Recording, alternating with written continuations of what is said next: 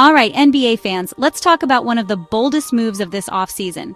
The Orlando Magic just landed Desmond Bane from the Memphis Grizzlies, and trust me, this is a trade that could change everything for the Magic. Here's what went down.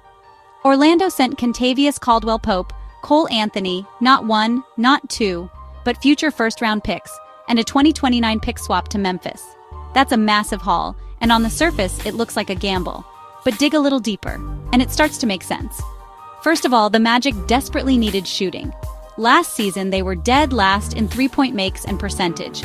Dead last. Enter Desmond Bane, a guy who's a career 41% shooter from deep and has never dipped below 38% in a season.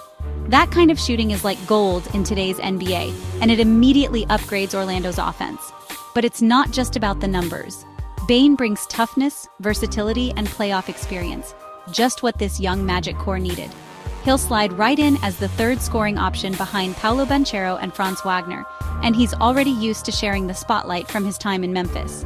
Plus, don't sleep on his ability to handle the ball and create plays. He's not just a shooter, he's a legit offensive threat. Now let's talk risk. This wasn't a cheap deal by any stretch. The Magic gave up a ton of draft capital, and Bane's contract is hefty, starting at $36.7 million next year and climbing to almost $45 million by 2029. That's going to put some serious pressure on Orlando's salary cap, especially with big extensions coming for Wagner and Suggs, not to mention a likely max deal for Banchero. But here's the thing.